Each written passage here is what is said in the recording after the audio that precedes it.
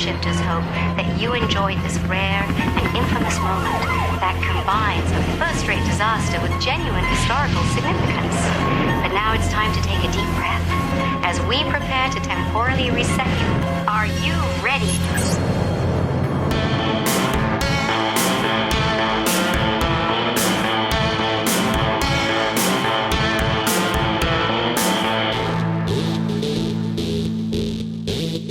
Hey there, everyone. This is Christopher, and I'd like to welcome you to the Timeshifters podcast. On this show, Tom and I share our thoughts and reviews on movies and TV, mostly in the sci-fi, fantasy, and horror genres. So let's get things started. Tom, how you been? Oh, just peachy. I would prefer we weren't at war, but hey, we can't all have what we want. Yeah, very true. Have you managed to do anything fun? Yes, but it seems a bit scattered. God, now I'm even blanking on something that I watched recently. Toxic Avenger, the new one with Peter Dinklage. With Peter Dinklage, yes. So how is that? Now, I watched the original, yes. just last year, and I found myself, well, I was a little disappointed in it. I didn't have fun. I feel like, I just didn't have a good time with it. And I'm really curious what you think of, if you've seen the original, and then what do you think of this remake? I've seen the original. It's been decades since I've seen the original. And I don't remember being all that enamored with Toxie the first time around either. In fact, some of it kind of comes off a little... I don't know. The character, the human character who was the Toxic Avenger, he was just a deeply bullied individual to begin with, so everything comes from a really bad place with the whole thing to begin with. And then I don't remember it being particularly funny or particularly anything. And the good news is the new one is true to the old. Oh, I was a little disappointed. I mean, it looks fun. Peter Dinklage, I'm always a big fan of Peter Dinklage, but and there were lots of big names in it. Kevin Bacon's in this. Elijah Wood is in this. But it still was a little flat. Like, that's a shame. Yeah, like they had emotional purpose to doing things. They did stick in as much Tromaville stuff as they possibly could. There's this cute little thing apparently where this is all taking place is Saint Roma, only the S is faded away and all that, so it just comes off as Troma. Right. So, very cute. And his look as the Toxic Avenger was kind of cool and cute, and the things that they did, especially his deeply carcinogenic and almost radioactive mop that he was throwing around. They had some creative kills, some fun, gross special effects. Like one guy gets the top of his head lobbed off, but he's not dead. It's very... They get into all that, but not a lot of emotional punch. Like you set up a good reason for him to become the character, for why he'd want to fight the bad guys that he fights. But they didn't give him enough to do or enough to say, and it was all very awkward. So, like, my son and I sat and watched it the other night, and he fell asleep because it didn't excite. It should have, but it didn't. So yeah, no, that's a shame because that was the film that was made and didn't look like it was gonna make it to audiences for a couple years. Yeah, and it was kind of like big deal when it finally is like, oh no, we're gonna distribute this. Here it comes, and they're like, oh, awesome. And yeah, now to hear that, that's why kind of faded after that release. Yeah, I'm kind of wondering who drove all that too, because like this isn't even Peter Dinklage's best work. No, he's just so kind of flat and dull in it, and that's not what I'm used to seeing out of him. So yeah, that's a shame. yeah. Yeah, and they gave Kevin Bacon a character to just be completely over the top with, so he just did Kevin Bacon over the top. So, Right. I mean, nobody was really stretching any legs on this, and it didn't lean enough into its own gore and all of that to let that be the driving force, because it was so sparse through the film. And and the fact that they even set it up for sequels, like, you aren't seeing a sequel. No, it doesn't sound like it. No. Well, that's a shame. That's disappointing. I'll maybe try to catch it at some point, just out of curiosity. Oh, well, yeah, because it wouldn't be the first time that I lambasted a movie and you go, that was the most fun thing I've ever seen. Right. Like, yeah, I don't I'm pretty think used to you'll that get happening. there, but it's possible. All right. Yep. Good. Fair enough. How about you? What's up? Not a whole heck of a lot. I've been doing a little 80s horror a little bit. That was kind of inspired by a guest on Steve Turek's Diecast movie podcast. Mm-hmm. He is doing a string of films that all have the word Scream in the title, kind of in celebration of the Scream 7, that has just recently come out. Okay. And he discovered that there was a film from 1981 called Scream. Oh, really? Yeah. And so he was looking for someone to guest on that and watch it, and he just felt like you seem like exactly the right person. Yeah. And he was not wrong. I am definitely the kind of person that likes these unknown films, these backyard horror films or whatever. This one was not good. Neither one of us really found much redeeming out of it. But it did lead me to another film from 1980 called Scared to Death. Yeah. Which 3/4 of the film is just kind of like a good 1980s creature feature. It's a monster that is terrorizing the town, hunting and killing mostly beautiful women, awfully scantily clad. It's the 80s. Yeah. The acting is actually not too bad. The characters are decent. The actors that portray them are pretty good. The film falters when it actually tries to put some rhyme or reason to what's going on.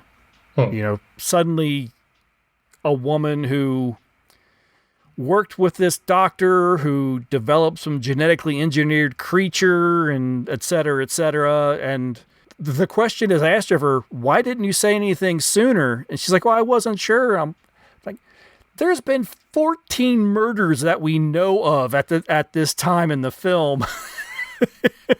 And you really were just going to wait and see? Some solid work there.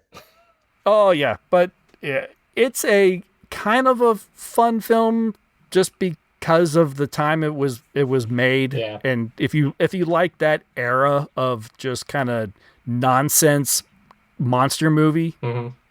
it wasn't bad. It had some moments that I really liked. It had some dialogue that I thought was actually pretty good. It's just like I said, when they actually tried to explain what the hell was going on, it's like, okay, whatever. The thing what's really funny, here it is, the last 15 minutes of the film, the big standout thing for me is when they decide how they're going to try to kill this creature. They're in some big steel work or something like that, and there's a giant like hydraulic press. We're talking like The Fly or didn't they Terminator 2 or something like that? Didn't they? Well, or actually, Terminator, right. So that sort of thing.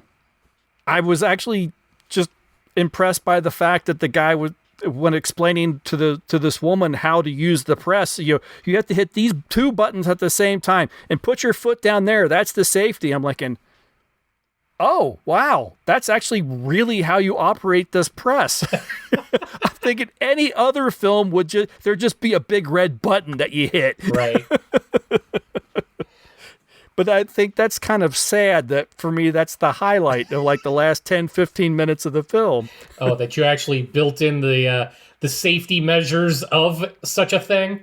You kind of ground it with some sense of realism there. Right. That's impressive. It's just a shame it's all you have going for you.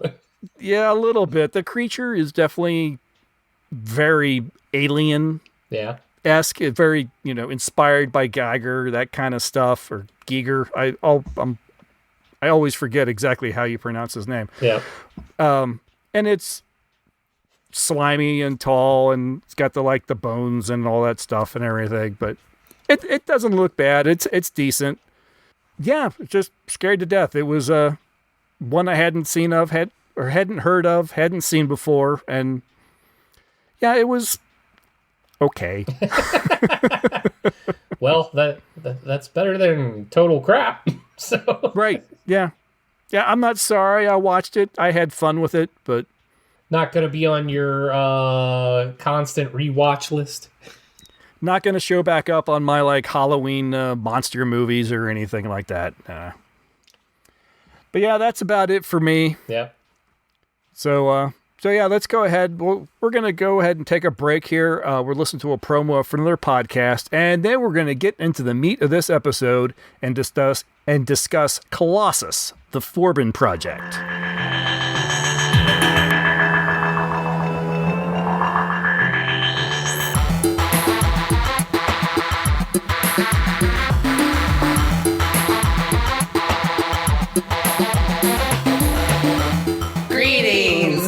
Welcome to Film Gazers, a podcast focusing on the science fiction, horror, fantasy trinity, and 20th century entertainment. I'm Steph. I'm Jess. We're cousins/besties. Join us as we reminisce, discuss, and review films from our childhood. Follow on Instagram at Film Gazers and listen to the show wherever you like to get your podcasts. Later, taters. This is from 1970. It was directed by Joseph Sargent and stars Eric Braeden, Susan Clark, and it is based on the 1966 science fiction novel Colossus by Dennis Feltham Jones. In the film, Dr. Charles Forbin heads a team that, working for the U.S. government, has created a giant supercomputer designed to take over and handle the nation's defense. Without emotions, prejudices, and completely logical, the idea is that it will provide the perfect shield for the United States. On the day that this up-to-now top-secret development is going to be revealed to the public, Colossus announces that it has discovered another system. The Soviet Union has developed its own supercomputer that they have named Guardian. Colossus insists that it be allowed to communicate with the new system. The president allows it, hoping they'll be able to learn about Guardian's capabilities. The two computers slowly begin developing a language all their own, which they use with incredible speed. Worried that the computers may be sharing more than either government wants, the link between the computers is switched off by the U.S. Colossus insists it be reestablished immediately, and when the demand is denied, Colossus and Guardian each launch a nuclear missile at a location within the opposite country. The link is reestablished, but not before the missile strikes an oil refinery and surrounding city in the Soviet Union, killing upward of 6,000 people. Colossus continues to exert its control over the government and Dr. Forbin, using the lives of millions of civilians as fuel for its blackmail. The company Control Data Corporation, who was a maker of mainframe and supercomputers in the day, found out that Universal Pictures was planning a major motion picture featuring a computer. Yeah. And they saw a really big chance for some public exposure, so they agreed to supply, free of charge, nearly $5 million worth of computer equipment. Oh, wow. And the technicians to oversee the use. Oh, wow. So, yeah. So each piece of equipment carried the CDC name in a very prominent location. If you watch the film, you'll see the logo or the name of the company repeatedly. The Forbin project premiered on April 4th in 1970 in New York City. The film opened to the public as a test release with no publicity on May 5th of the same year. It only grossed a little over $7,000 in its opening weekend. Due to its poor box office performance, it was withdrawn from the theaters and then re-released in August of 1970 in Los Angeles. And it returned to New York in October on 37 screens, grossing $150,000 and ranking 7th at the box office. Its total gross at the time from the theaters, tracked by Variety, was just over $300,000 with a budget of approximately $2 million. Didn't do well. No. I know I've watched this film once, but it was decades ago, so this felt a lot like a first-time viewing. There was definitely scenes I recognized and moments I recognized. There was also a lot that I had forgot. You had mentioned last episode that this is a first-time watch for you. Absolutely, yes. Had you even heard of it before? I hadn't heard of this film. This is I really didn't even know where you found this thing. I had never heard of this film. And then I was completely stunned, aside from the fact that the copy of the film that I got to see was immaculate. Like it looked almost like it had been, renewed in some fashion. It was visually perfect. But I found myself deeply compelled by this film. I thought it incredibly smart. Very well done. I get why it probably didn't do well in 1970 because it is fairly cerebral and a big hunk of the film is about just understanding what's going on without no action really taking place. Yes, it is a lot of people around a computer or a lot of people in a boardroom talking to a computer. Right, but you have to understand the drama that is unfolding, and in 1970, I don't know if you fully could. This is a direct result of the space race we had just done over the 60s. I mean, it is dead on. That's what this was. They made obviously a movie about AI without knowing that it was AI, because they just kept calling it computer and system and all of that, and not really latching on to the whole, you have created an intelligence. Yeah. I don't think that word is even used at any point. No, it is not. And it's made even more fascinating by they literally predicted some of the things that have happened in just the past few years. Like, what happens when you get two AI systems talking to each other? The fact that they will eliminate human language altogether and start speaking in their own machine language at a rate of speed we cannot comprehend, having conversations we know not what. And the fact that they fully captured that not only did this system, Colossus, detect that there was another thing in a time where detecting something like that would be virtually impossible. And that's the only spots where there's some trouble in all of this, is despite suggesting that they have made this thing impenetrable by putting it in the mountain, radiation fields, access to its own self-defense, despite the fact that people seem to come and go at will from the complex. I mean, you have to be authorized to do so, but... Well, the complex, the control center complex, is separate from the mountain that Colossus is actually housed. That's true, I guess. It's that relationship with where we are in relationship to the computer. But no, this whole notion that it not only detected this thing when there's not really a good way for it to have done that, but once it makes that connection, the fact that the both of them were going to take over the world. a deep and real fear that could be had, but watching it unfold and their reactions and the things that they were trying to do and the ending. Yeah.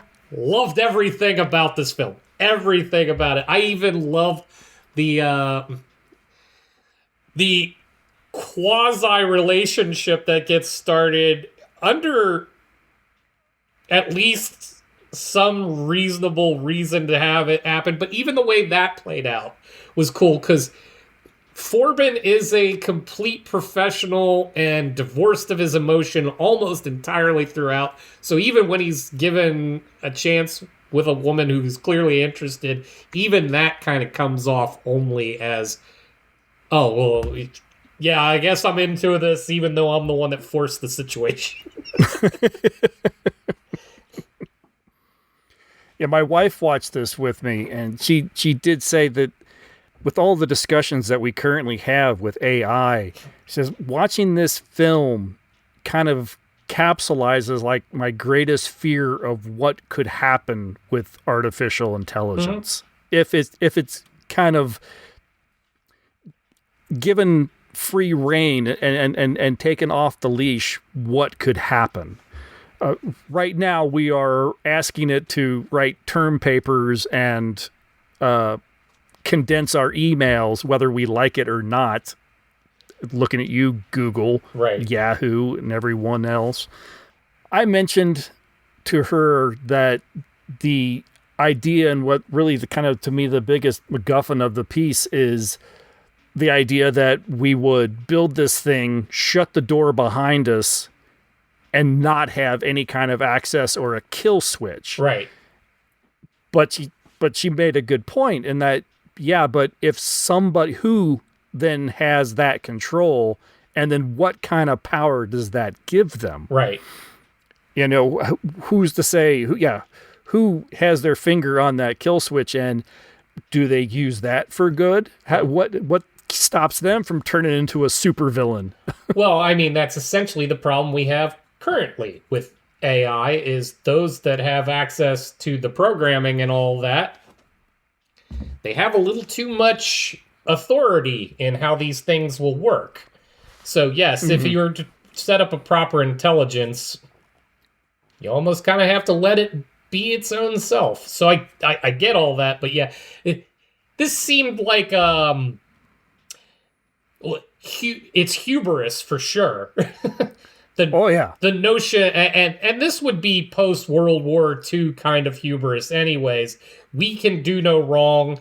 This is before the Vietnam War, before it humbles the U.S. a bit.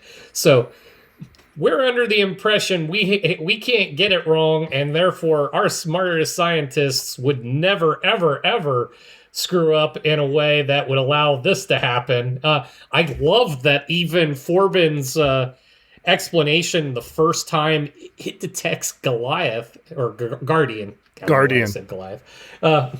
When it detects Guardian, Forbin has no idea how it did that. Mm-hmm. Yeah. Oh, yeah. When your lead scientist, the guy that helped build this thing, looks to you and goes, well, maybe we built it better than we thought. Okay, wait, time out. Right? Like, should we be nuking the desert right now? Yeah. So, yeah, it had all of that, but yeah, just the way the whole thing plays out, given that you have to give yourself some room for 1970s, what was possible and all that, but I thought they thought this through pretty well, all considering. Oh, they absolutely did, I think. I guess the big question is the logic sound that Colossus uses? That is a pretty big discussion. You know, will a computer, is that the end game of a logical, discussion amongst itself? Well, humans are a lot of trouble. We should make sure they can't cause any harm, to themselves and others, and going forward. An argument can be made that that's what it would come up with, and that's definitely a discussion and a theme that's come up in sci-fi a lot. I think there's Star Trek episodes and the late 60s that dealt with the same themes.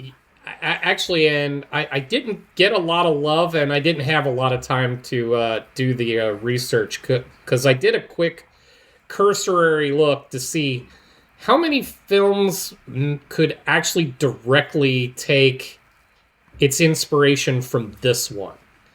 Oh, sure. Because you can put a ton out there, and here's where I'm going with that conversation, because one of the things I think of immediately related to this is actually one of the more recent Avengers movies, the second Avenger movie with the creation of Ultron. Mm-hmm. How did Ultron come to be? He was given the task of being the guardian of the planet, which is essentially what Colossus was given. You're here to protect. You're here to protect the U.S. and physically and however. That was essentially its base programming.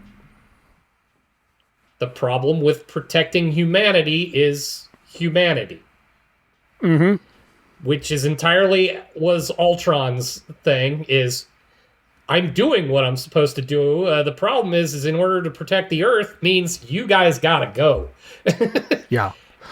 There's the brilliant line at the end when Colossus pretty much lays down the law at the end, talking about the Earth is going to have peace, whether it's peace under Colossus or the peace of unburied dead, that's your choice.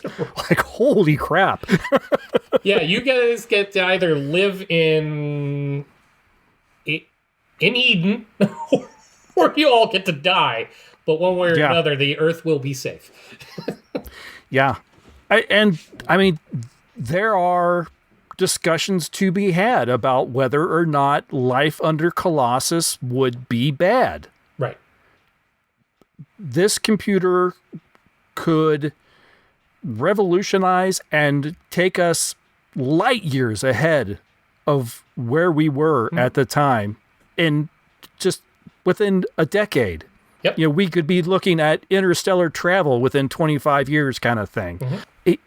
It's claiming it can end hunger, world hunger. It could end, the climate. I don't think it mentioned climate change, but if it were made today, it absolutely would. Pollution maybe what was the word it might have used. And you're like, well, what's the cost? And what's the price for this life in Eden? Are we losing the freedom? According to Colossus, freedom's a myth anyway. Mm-hmm. So it's an interesting it's an interesting thought exercise. Yeah. No, absolutely. And science fiction has dealt with this particular one for a while, and well, actually, unfortunately, so have societies. The whole notion of falling under a single rule who says they can do it better than everybody else. The only difference in this case is, couldn't it? Mm-hmm. That's the question. If you created a thing that can surpass your knowledge and essentially become all-knowing, all-seeing, and all-understanding, omnipotent, if you can create something to be omnipotent and it literally has your best interests at heart, would that not be good?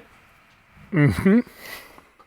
Depends on how you feel and what you want out of life. But yes, no, the fact that it did that so well, and the fact that it ends with that's what's gonna happen. Yeah. I love when a film takes that sort of angle. This goes back to like 1951, I'm thinking, with The Day the Earth Stood Still, where we get to the end of the film and Klaatu just tells everybody, there's a big police force, Gort's part of it, you behave yourself or they'll destroy the Earth. Mm-hmm.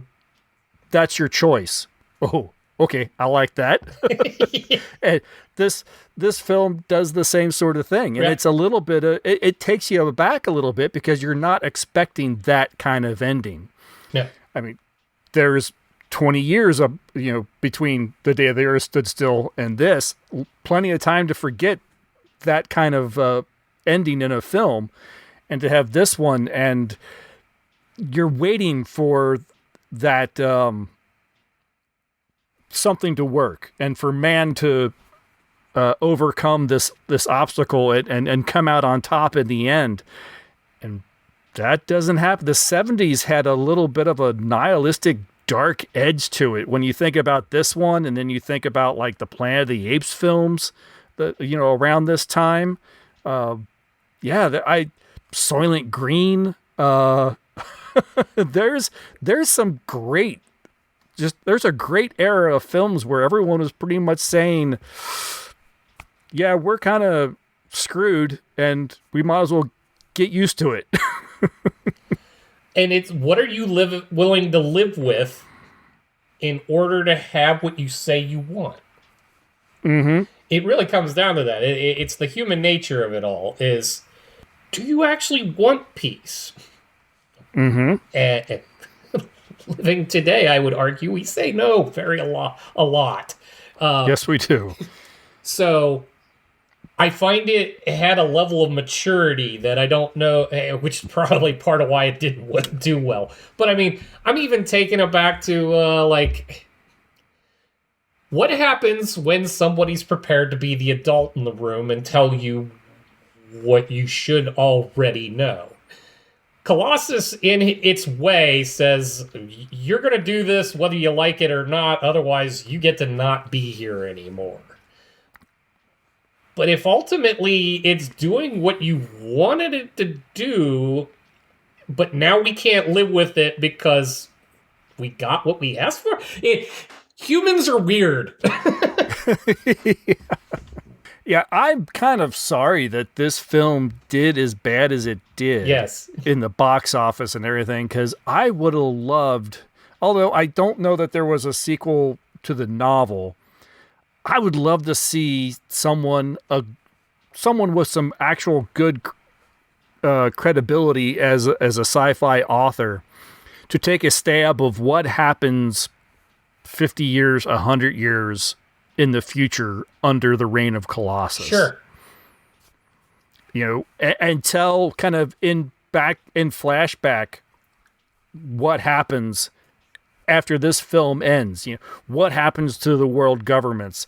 What happens to the countries that aren't under Colossus's thumb? How many countries get eliminated? How many surrender? And there's so many stories to tell in this world. The limitation of this really, too, was the 70s. Because as much as Colossus is in charge, Colossus still needs people. It needs an energy source. Like, seriously, you could have ended Colossus by just cutting off its power. Well, supposedly it was, they explained it in the beginning that it's self-repairing, self-renewing. So I don't think it needs whatever power source it draws on. Apparently, it doesn't need anybody help in getting it. Maybe, but yeah, they were a little fishy on where it actually gets its power from. So, assuming that I'm thinking in 1970s terms, how would this thing get power? I'm drawing a blank on self-maintained power source at this stage. That doesn't still require people to keep it going. Mm-hmm. Like, I don't care what its power source is in 1970. It needs people to keep it going. So, say you have a way to end Colossus by cutting off its power or whatever, but it knows that you can do this, and if it says, if you do this, I'm going to wipe out half of your nation. Right. Is that a price too high? Well, yeah, that this gets in. Well, and here's the thing with human beings at the wheel. No. I mean, we're prone to wiping ourselves out for all sorts of reasons, and if it's so that we don't have to listen to a blowhard machine, I think we probably would. Our history doesn't say otherwise.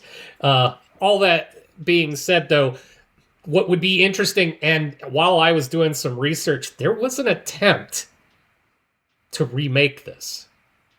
Was there? Yes, in the not that far long ago, 2010. Like Ron Howard was attached. Will Smith was going to star. And that's the last bit in the wiki, and there's nothing updated since. So I assume it fell apart. I didn't get to research further. You had me interested with Ron Howard, less interested with Will Smith. Besides, that's when you go, didn't you kind of make that when you did the iRobot movie? It's kind of a version of this. All that aside, so it didn't happen, but it would be kind of even more interesting now that we have more robotics involved where it doesn't need us physically to go do something. It'll go have Boston Dynamics do it for them. But this should be required reading / watching for every AI CEO in the world. Like, oh, absolutely. Do you really understand what you're doing? Do you even know what your own creations can do? Because it's not a far leap to think that we couldn't get to where Colossus got. Yeah, you definitely have to watch this film and listen and pick up on the themes. Mm-hmm. It is technologically dated a lot. I mean, Colossus, as it's depicted in this, giant mountain-sized computer, its processing power could probably fit in your phone these days. Yes, pretty much. However, for the story that it's telling, it still looks really impressive. And the effects are really good, too. I love the when he's flipping on the switch and the hallway as it lights and the sounds that go with it and everything. And you figure most of that is probably a matte painting with effects, but it looks great and it's seamless. Yes. No, that entire opening sequence is actually rather impressive looking. I couldn't help but laugh a little bit, though, because as he's lowering the big blast doors, you can see other blast doors just beyond him. Like, why does this one go down, but not that one? No. It was just an oddity that I saw. Like, but no, I was like even giddy at their very almost super villainy single walkway across the trench. And that they even thought, I noticed that as we're walking, because the camera angles were kind of cool because we were doing the above shot straight down. Little, like, at first glance, you're like, are you literally walking on a thing that one misstep and you're into the abyss? I thought the same thing as from the overhead shot.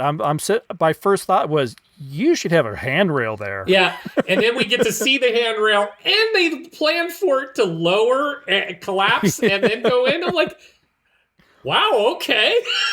I like it. The opening credits has a lot of you're seeing the computer, him turn it on, and the noises and everything. I love that 1970s sci-fi. If it has a sound, this is it.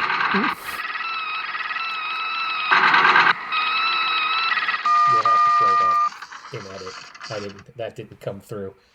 You didn't come through? No. Oh well. It's all the ticker tape sounding thing and the bling bling bling bling. Yeah, you physically can hear the noise. Switches in the computer clacking. Yeah. I'll lay it over. But all the noise that you hear in the Colossus, you hear in the buyout is $6 Million Man, which actually I think they use clips from this film in the opening credits of the $6 Million Man. Nice. For all when you see the supercomputers and stuff that it pan across and all the noises, if it's kind of fun just for that, just to kind of watch something from that era. And, and honestly, it may have started. Well, this is 1970. This is when it starts. Yes. No, absolutely. But no, film felt way ahead of its time. It has had to have fed so many other films to come. Oh, yeah. Yeah, no, it's an important piece. I think more people need to see it. Oh, no, I agree. And where, as you said, so many films and stories have probably taken inspiration from this film itself has a little bit of, took some inspiration, I think, from things that predated it. Sure. One of which is a story that I've always loved. And it's a story from 1954. It's a short story by Frederick Brown. And in this short story, computers from all over the universe are connected. And they do so to ask the question, is there a God? So they connect all these computers, they ask the question, and the response is, yes, there is now a God. Yeah, no, I was thinking that myself in all of that is, regardless of your theological leanings, at the end of this, you have created a God. Yes. Brilliant. I am so glad you enjoyed it. It is. I'm glad I watched it again. Even suggested watching it again. As I said, I think this technically fell in our past, futures, and perfect kind of theme, because I believe I've read that it was set in 1999, though I don't remember. When it was supposed to be set? Yeah, but I don't remember seeing anything in the film to suggest that. No. And if I did, I missed it. No, and since, they didn't do anything to make anything else look futuristic, it still felt like it was 1970, and we just managed to adapt this thing. I wonder if that is something in the novel. Perhaps. I wonder if a year is set in the novel, which I believe I read at some point. Because I remember passages or reading, certain things from that story.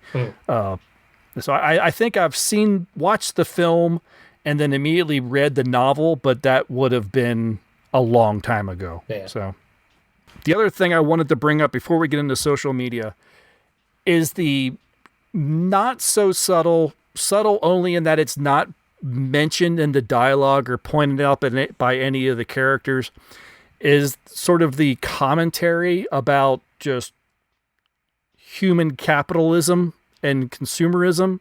Yeah.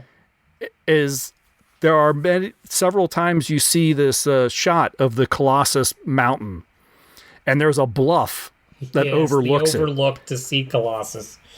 Yes. And at the beginning of the film, it's pretty much just an empty bluff. Mm-hmm. And then about midway through, you start seeing where there's some cars. Mm-hmm. And by the end of the film, there's the Colossus Mountain Lodge. Yes.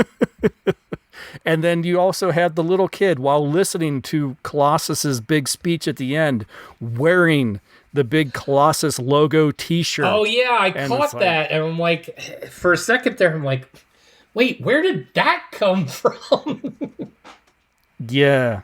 So, yeah, I really got a kick out of that, especially the overlook. I'm thinking, yep, no matter what, there is going to be the Colossus Overlook Lodge. You know what? I'd be even game. Don't remake this film. Make it sequel. Yes, that's what I want, sequel. I think. And in that direct sequel, that little capitalistic venture ends up becoming a religious location. Oh, a Mecca. Absolutely. A place to go and pay homage to Colossus. To Colossus. Yeah. Yeah. To go I definitely think something like that would evolve in this universe. Yes. No, absolutely. You could even have some fun with, since this was Colossus and Guardian, what if they went different directions? As independent intelligences, but both artificial. And that it's something that that's mentioned that they unify, they connect. Yes. But Colossus still calls. They say we're one. We're one, but it's still Colossus. Yes, and it's still Guardian. What would happen? Well, you wonder. Yes. Does Guardian still exist, or is it Colossus now too, or is there a potential for our Colossus to end up with a split personality? Mm-hmm. Could it have a bit of a psychosis?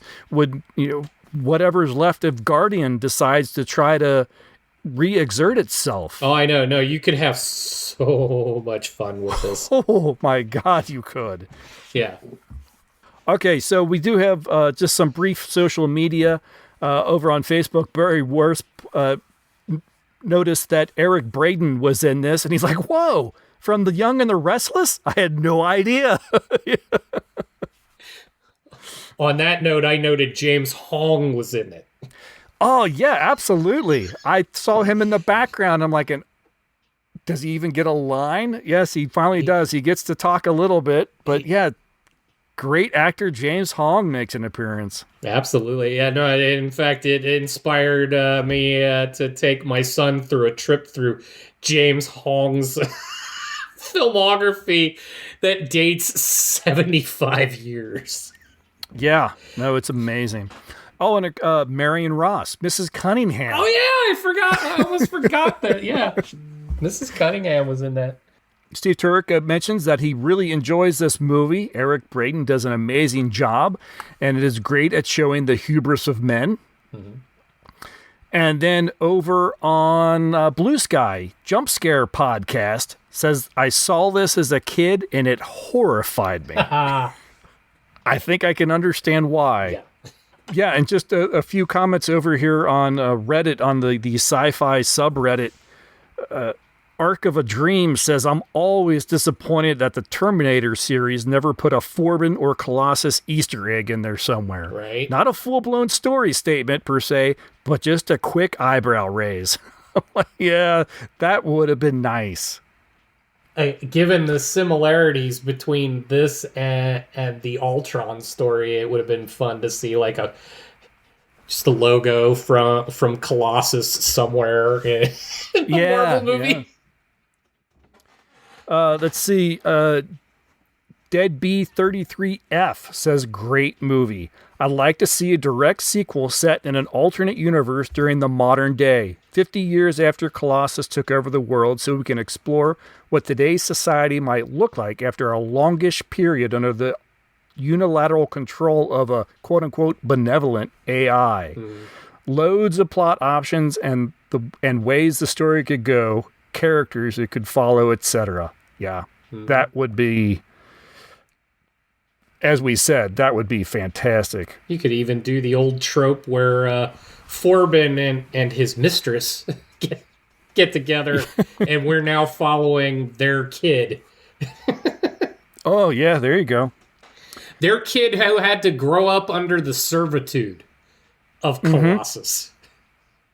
That's a story right there, too, is the next generation who knows no life other than under Colossus versus the previous generation. Yeah. Well, and even making that link between...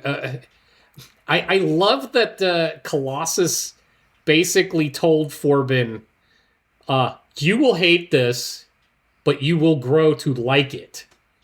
And he is insistent that never. So it just kind of begs what happens next. Fishhead goes on to say that he thinks they think it is a well done and well acted, but it suffers from the filmmaking technique of that time where there's a lot of build-up before you get to anything interesting. And he does mention that back in 2007, there were rumors that Ron Howard was interested in a remake with Will Smith that lasted a few years. I'd love to see someone reboot it. The source material is a trilogy of books. Oh, interesting. I did not know there was a trilogy. Yeah. I might actually have to go dig those up. Yeah, I might have to do the same if they're truly a trilogy. Like I said, I'm pretty sure I read Colossus at some point. I did not know that there was any books that would follow it. So, although I'd fear that I have to get on board with the idea that we don't win this. Like, we could win this by letting it happen, but I would hate for the story to come up with some... The humans figure out how to turn it off, and they live happily ever after, and I'm like, do you? No, they don't. No, they don't. The last one I'll read here from this subreddit, Dirio says, one thing I never understood about this film is why Colossus had the Russian scientist killed. At that point, him and Forbin were the only people in the world capable of understanding and repairing Colossus, so not having any redundancy seems dangerously foolhardy. Mm-hmm. I was impressed by the diversity of Dr. Forbin's research group. They're all professionals, and their race, sex is mostly irrelevant to their professional status. Mm-hmm. It is kind of weird seeing Susan Clark as one of the researchers, though, since I think of her first and foremost as the mother from the 80s TV show Webster. Yep. That's where I knew her from. Yeah, no, because when I caught the profile pictures off of Plex, it's a more recent photo. I'm like, Webster's mom? She looked so familiar to me while I'm watching the film, and I clicked on her, and I'm like, I'm not seeing anything, but I didn't really dig deep into whatever to her filmography. Webster's mom. Oh my gosh, that's so funny. Well, yeah, and now you pair that with Mrs. Cunningham, and apparently the AI of generations to come was developed by sitcom moms. yeah, Marion Ross and Susan Clark. Yeah. And kind of answer to his question, Colossus didn't need either of them for repair purposes. No. I think it's a 1 and a 0. It was effectively a flip of a coin for Colossus to kill one of them. He needed one of them. Maybe he felt Forbin was slightly more intelligent. He needed someone to help in the design of his future programs and facilities. This lends to the whole, what's all inherent in an intelligence, too? So if we're making the argument that essentially Colossus is the primary, even in the relationship with Guardian, assuming Guardian is now also Colossus or some... We didn't get into that, and that would be fun to get into. But this lends the whole, you're my creator. So I am keeping my creator on hand till I know I don't need my creator anymore. Mm-hmm. So, and then the other guy, I think it really boils down to the other guy died because the script says so. Okay, so that's all the social media I'll go through. I had a little bit more than I was expecting, only because I posted it on that subreddit just rather late in the day. Well, no, that's good, because on the professional side, we're a little slimmer than usual. I was only able to find one from 1970, and it was from the New York Times, Vincent Canby. We've even heard from him from other movies from the era. He writes, it's one of the appealing things about the Forbin Project, an unpretentious science fiction film with satiric point of view, that when the world is about to blow up, the President of the United States can only bring to the occasion something akin to embarrassment. So pointing out the ineptitude of our own governments. The film is no Doctor Strangelove, but it's full of surprising moments of humor and intelligence. A practically perfect movie to see when you want to go to a movie and have nothing special in mind. It may also be a practically perfect movie for these times, since its villain, who may really be its hero, is a computer. Mm-hmm. Oh, I like that. Yeah, I like that. Villain or hero is, in this case, really all in how you perceive what happens next. Yeah. Very good. Yeah, I tried, when you mentioned that you were having a hard time finding anything, I went and just tried to click around a little bit myself, and Yeah, the only other one that I could find linked to, there was a lot of paywalls and dead links. Sure. And the one that I did finally get to that was mentioned in the wiki from, I think, the Chicago Tribune. Yeah, that's even from like 2000 something. Yeah, and I got the impression that was from much later. Yes, it was. Yeah, it was like from a compilation of reviews of way past films. So yeah, this is the only thing I could find from the era. And trust me, I even tried to dig into Roger Ebert's archives. Nothing. No, nothing. Yeah. Well, as I said, this is just before kind of like the age of the late 70s, early 80s of the critic craze, when you had like the Roger and Eberts and the Siskel and Eberts and the Gene Shalitts and all of them. Yeah. Yeah. The Leonard Maltins. Yeah, it really the late 70s and 80s were rife with like really like the critics were almost as popular as the movies they were critiquing. Yeah, no, it's true. Yep. All right, well, that will do it, I think, for Colossus, the Forbin Project. A very interesting and well-done film. Highly recommended to check out if you've not seen this thing. I think you'll be surprised at how good the damn thing is. Yeah, no, like it like I will revisit this film. It was very compelling. I could see picking up even more from a second viewing and a third and so on. Oh, absolutely. It will not be decades before I revisit this one again. No, not at all. All right, next time we're going to go for something hopefully a little bit lighter in theme. We're going to go ahead and round out our Terry Gilliam's trilogy of imagination and watch 1988's The Adventures of Baron Munchausen, which I think will be a first-time watch for me. It will be a first-time watch for me as well. I don't know how I escaped this one, but yes, I haven't managed to see this one. Excellent. Well, I am looking forward to just some whimsy and imaginative filmmaking. Yes. Yeah, it's got Eric Idle in it. I thought I've seen most of Eric Idle's stuff, but apparently not. So I'm looking forward to it. Apparently not. All right, everyone. Thank you very much for listening to the Time Shifters podcast. We would love to hear your thoughts on this episode or the next, whether it's feedback, questions, or just something you want to share. Please reach out via email or drop a comment on any of our social media posts. Just follow the link in the show notes or head to timeshifterspodcast.com. If you've got a moment, please consider a rating or a review. It really helps more people discover the show, and who knows, they might become listeners too. Just going to say, should I put an effect on all this so it sounds like Colossus reading it? Yeah. Especially that voice. If you are feeling extra generous, you can toss a little support our way. There's a couple different ways you can do that. You can go to kofi.com/TSPOE podcasts and donate there. Every bit goes towards web hosting and production costs. This show will always be free and not behind any paywalls like so many of these reviews we've come across.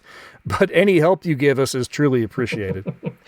Or if you'd rather to get something cool, we'll have to work on a Colossus t-shirt like from the movie. I am already on that. Already on it. Well, look for that soon at the merch at TeePublic or Dashery. Links are in the show notes and on our site. You'll be helping us out and supporting some awesome independent artists at the same time. That's going to do it for this episode. Thank you very much, everyone. We'll catch you next time. Bye. See ya.